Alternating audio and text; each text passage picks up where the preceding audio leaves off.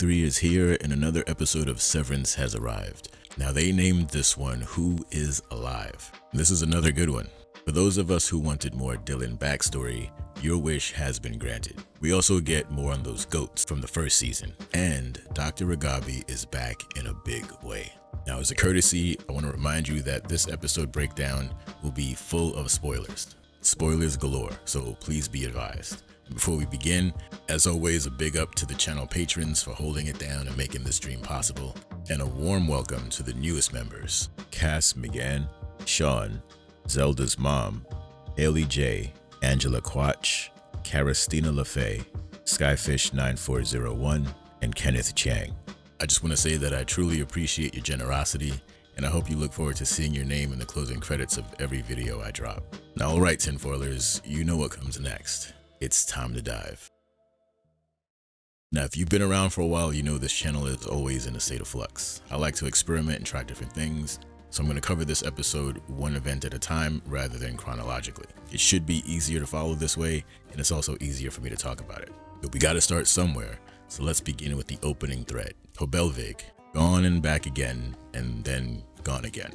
So we open on an icy, isolated road, where we find Cobel being startled back to life by a passing vehicle. Now this road trip began right after she turned down an offer from Helly to come back to working at Lumen, but it wasn't on her terms. We get this shot where she looks over at something in the passenger seat, and then she kind of groans as if it reminds her of something unpleasant.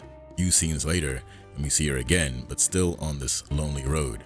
But she comes to a stop near this sign, and we finally get to see the thing she's been looking at in the passenger seat. It's that breathing tube again. Now, while we're not 100% certain who this person is to her, we can make some good guesses. The most popular theory is that this tube belonged to her mother, and it signals that she was once a patient under Lumen's care. Some fans think that Cobel might have been severed in the past and that this tube once belonged to her severed side. Either way, this scene reads as Cobel changing her mind about leaving and heading back to Lumen to try and get back on that MDR floor as the manager. It's important to note that she wants to be hands-on with the Severance project, and it has something to do with what this breathing tube represents. This further confirms that Cobel has an agenda of her own, and it has something to do with Severance. Her final scene in this episode takes place later that night. Helena is leaving the office. She's about to enter her limo when she notices Cobel standing in the parking lot. Helena correctly assumes that she's here to try and negotiate that position, but she's surprised that Cobel is insisting on getting her old gig back again. Helly even goes as far as to scold her, telling her that she's being a little uppity with these demands. This scene is probably one of my favorites of the episode because of how cordial it all appears on the surface, but the drama playing out underneath that is very powerful. Cobel insinuates that she's got the juice to get the Cole Harbor file completed, but she says it in a way that assumes that they can't do it without her. But Helly is defiant. Helly seems to really want to keep Cobel in the company, probably to keep an eye on her, but she's not going to let her get back on that floor. And to be extra cheeky about it, she basically tells Cobel, well, if you want it so badly, why don't you come and ask the board yourself? Now Cobel at first seems like she's going to go for it. Then she has a change of heart again as they approach the car. Notice her face and that subtle look of fear that suddenly takes over. She feels threatened all of a sudden. Cobel is kind of playing the role of a lion tamer here. She knows that she has some leverage, but one wrong move and well. Now let's move on to Mark and Innie Helly, allegedly, and their goat adventure. Mark's first scene starts off at home where he's getting ready for work, but the shot is telling us that he's got something planned for today, and it's got something to do with his mission to find Gemma. There's a sense of urgency here that stands out as different from the usual. Mark sets the timer on his watch from inside his car, and then he books it to the desk to be let in. All the while he's keeping time. He's clearly trying to get one past the sensors, but we don't know the details as to how just yet. Now, Innie Mark just happens to be working on the same project. He's created some flyers for the MDR team to hand out as they ask for info on Miss Casey's whereabouts. Now, Helly expresses concern that this might get them into some trouble with management, but Mark assures them that as long as they're cool, they'll be fine. But we all know that they're being watched, regardless of what Lumen says officially. Now pay attention to how Irving reacts when Helly tries to console him about going back to O&D, sans Burt Goodman. I think Irv can sense that something is off here, and that might be because of the big question about Helly's identity. Is she an innie or an outie here? This is the same look he gave her when she told her bogus story about her experience on the outside. Now Irv is off to O&D while Mark and Helly are headed to the goat room to see if they can make contact. Now on the way, Mark questions whether Helly is okay with this, due to the complicated nature of their relationship. It's pretty obvious that Helly is into Mark, and there's a moment when it looks like they're moving in for a kiss, but the mood breaks because Mark is very conflicted and they're probably being watched. Whether this is innie Helly or outie Helly, I don't know. The more I watch, the more I'm starting to think that maybe this is outie Helly. Anyway, they're able to locate a now empty goat room, but then they notice this tunnel that leads to another room, and this room is filled with green rolling hills of grass and a herd of goats. You have to wonder, why would they put this much effort into raising these kids? Like, what's really going on here? This is where they meet a very tall woman wielding a pair of shears in a threatening manner.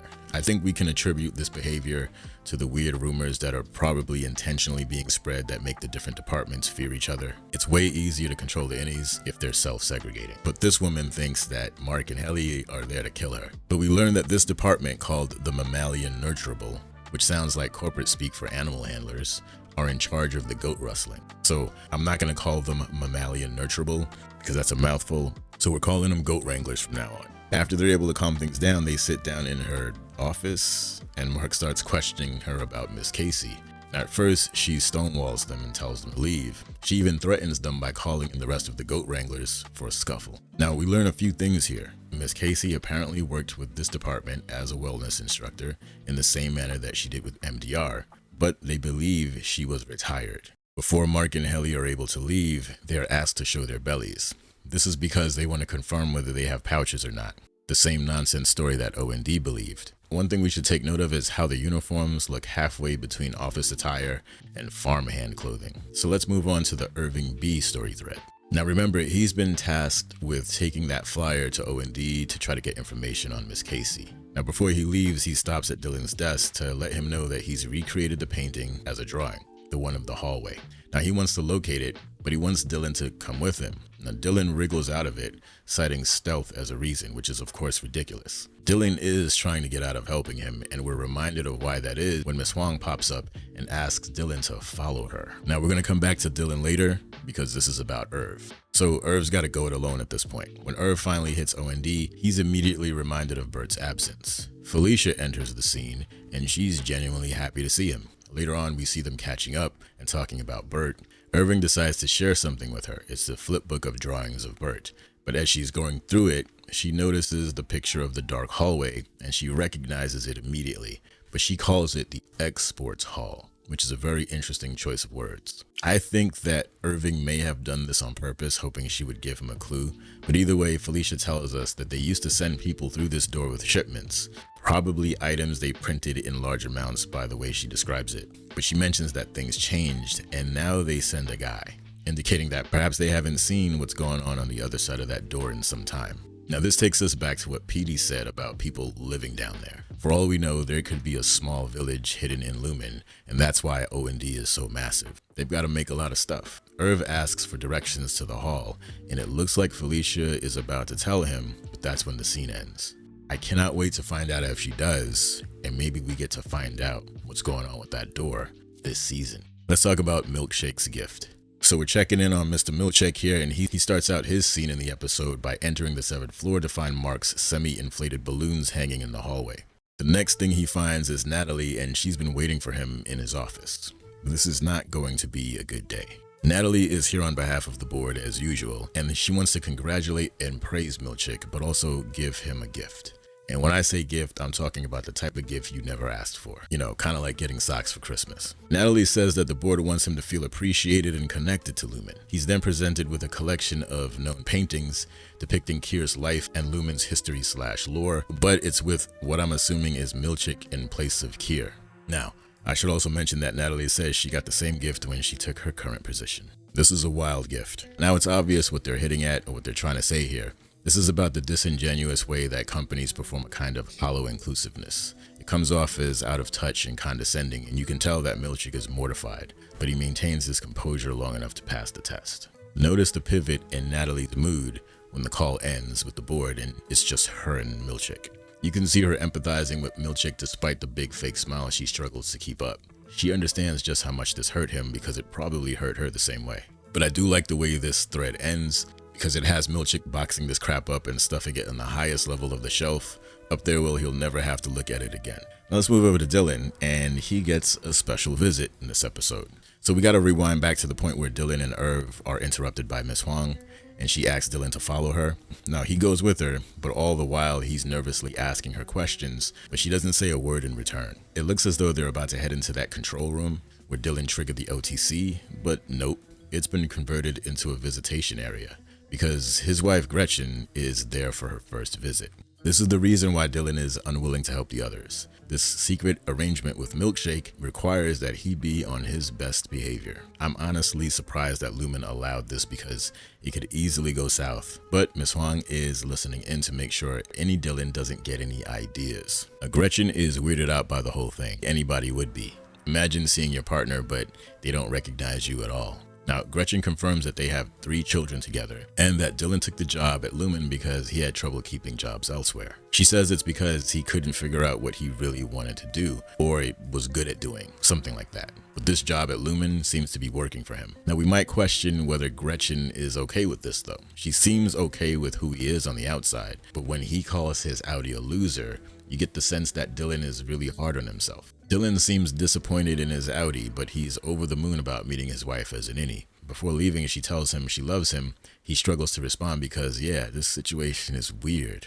But you can tell he wanted to say it too. Next time we see Dylan, he's in Audi, back at home watching over the kids, while Gretchen is about to head off to work. By the looks of her work attire, she might be a police officer or a security guard or something like that. As she's leaving, she's running down a to-do list for him, and you get the sense that Gretchen does this a lot, and Dylan seems like he's almost overwhelmed by it all. Now, before she leaves, he asks her about the visit that she had with his innie, and she keeps it really brief, like she'd rather not talk about it at all. And Dylan seems really bothered by that. So I'm really curious to see how this develops. Now, before we move on to the final thread, we need to talk about Natalie once more. But this time, it's about the scene she has with Ricken at the Hale House. Natalie is there to convince Ricken to help them create a version of his book specifically for innies because, according to her, there is a certain verbiage to which innies respond more favorably. Translate that from corpo speak to English means they think they can use the book to manipulate the innies, which might work, especially if the innies believe it's a legit normal book from the outside. Lumen is adept at psychological warfare, and I wouldn't be surprised if this ends up being another tool similar to the orientation video we witnessed in episode 1. Now they're interrupted by Devin, who is already suspicious of anything Lumen, so she's not pleased to find them in her house uninvited. But Ricken, however, he's clueless. Alright, we gotta talk about Mark, Ragabi, and the integration. And this is the perfect segue. So right after the scene with Devin, Natalie, and Ricken, we see Devin with Mark and they're discussing the situation while constructing a device meant to temporarily burn words onto his retina long enough for his innie to see them the next time he gets his switch flipped in the elevator. We find out that Devin's been keeping everything from Ricken because he's got a big mouth, probably. Next, we see Mark trying out his device in the car, when Dr. Ragabi seems to appear out of nowhere to tell him that his idea won't work because of how Severance affects the eyes when they switch over. But she's got a method that would definitely work a whole lot better. She wants him to do what Petey did and get reintegrated. Now Mark isn't fully on board until she mentions that she thinks that Miss Casey might be alive. Mark wants nothing more than to see her again, so he agrees to undergo the procedure. Note that Ragabi says she heard about the OTC, which might mean that she still has ways of getting info inside of Lumen, perhaps another member of her resistance. But it looks like she's about to recruit Mark. Now, there's a very cool sequence where we watch the integration happen in real time, but I think one thing we should take note of is how Mark can't remember his mother's eye color at first. And when Dr. Ragabi asks him for his first memory, this is the moment when the reintegration finally takes, and he starts having this freaky hallucination that mixes his first memories as an innie with his Audi's memories. Now that Mark is integrated, he'll be able to do a lot of damage inside of Lumen. The question is, will Helly be able to figure out that he's doing this? It's about to get really interesting. This was another fantastic episode. I'm gonna do it. It's 5 out of 5. I'm doing it. The Helly question is still looming large and we need to have this figured out. So I want to hear what you guys have to say about that, because I am going to do a theory video soon. I'm going to cover 2 or 3 topics, and one of those might be the Helly question if we don't get an answer by the time I start this video. Anyway, That's it for now. I hope you enjoyed this video. If you did, you already know what to do. Just recently hit 25,000 subscribers. I don't even know what to say at this point. You guys are ridiculous and I appreciate you. Anyway, I'm gonna show off. So take care of yourselves, be safe out there, and until the next time, off you go.